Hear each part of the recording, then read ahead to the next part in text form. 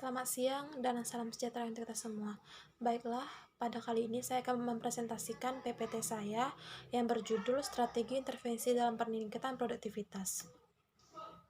Dalam hal ini, strategi intervensi dalam peningkatan produktivitas meliputi yang pertama, rancang bangun pekerjaan, yang kedua, tim kerja yang mandiri, yang ketiga, gugus kendali mutu, dan yang keempat, mutu hidup kekaryaan. Analisis rancang bangun pekerjaan di lingkungan pemerintah. Yang pertama, analisis beban kerja, yang kedua, analisis jabatan, yang ketiga, sistem informasi manajemen kepegawaian, yang keempat, sasaran kinerja pegawai negeri sipil.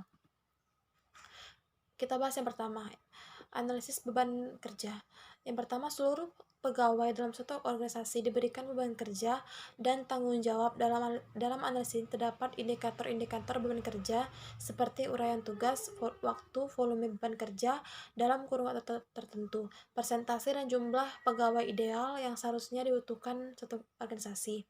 Yang kedua, melalui analisis beban kerja ini, kebutuhan pegawai di masa mendatang bisa direncanakan untuk diusulkan pada rekrutmen pegawai baru ke Pemkab bila dibutuhkan.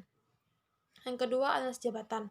Seluruh jabatan pegawai mulai dari draft staff, pejabat struktural maupun fungsional masuk ke dalam masa jabatan.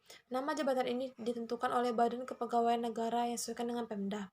Yang kedua, istilah staf sekarang diganti dengan nama jabatan tertentu sesuai dengan pekerjaan yang ditangani. Misalnya operator komputer, peranata komputer, pengelola badan kepegawaian, dan kepala seksi. Yang ketiga, sistem informasi manajemen kepegawaian atau SIMPEK. Setiap Pemkab atau Pemkot biasanya memiliki situs intranet ini. SIMPEK memuat data pegawai, jabatan, unit kerja, dan informasi umum selainnya seputar pegawai. Yang kedua, sistem ini juga memuat jabatan kosong, pegawai yang akan pensiun, dan sebagainya. Selain itu, juga bisa digunakan untuk konsultasi online dan mengolah data-data kepegawaian. Yang keempat, sasaran kinerja pegawai negeri sipil.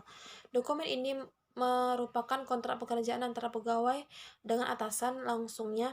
Di sini memuat uraian tugas, kualitas pekerjaan, volume atau jumlah pekerjaan, waktu, target, sasaran, dan sebagainya. Yang nantinya pada akhir tahun akan dinilai realisasinya berapa dan akan kelihatan nilai prestasi kerja pegawai dalam daftar penilaian presentasi PNS.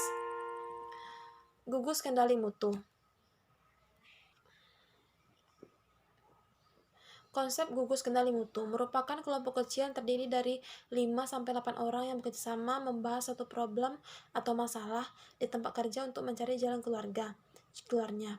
Yang kedua, tujuan gugus kendali mutu antara lain pekerja dilibatkan secara aktif dan ikut dalam proses membuat keputusan.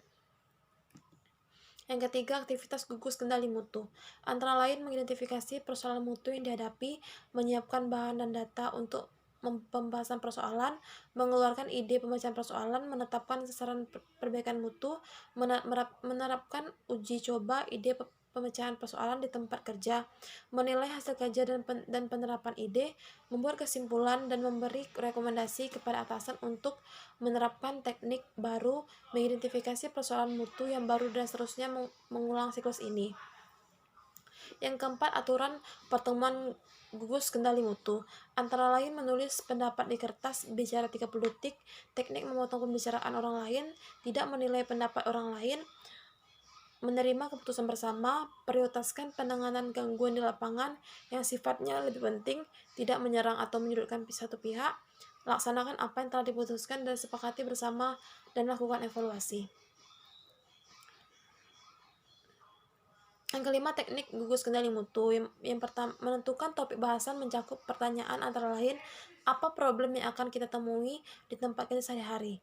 Yang kedua, apa kenyataan atau penyimpangan yang mendasari perlunya tindakan perbaikan.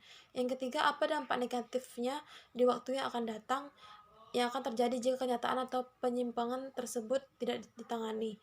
Yang keempat, apa saja yang mungkin menjadi penyebab terjadinya kondisi di atas, faktor manusiakah, mesin, lingkungan, ataupun bahan. Yang kelima, apakah penyebab ini bisa dibuktikan. Yang keenam, mencari solusi. Yang ketujuh, jumlah solusinya sama dengan jumlah penyebab yang teridentifikasi sebelumnya. Yang kedelapan, membuat keputusan. Dan yang kesembilan, tentukan keputusan akhir tindak lanjut. Buat daftar tugas siapa yang harus mengerjakan apa dan kapan. Sekian presentasi dari saya, terima kasih.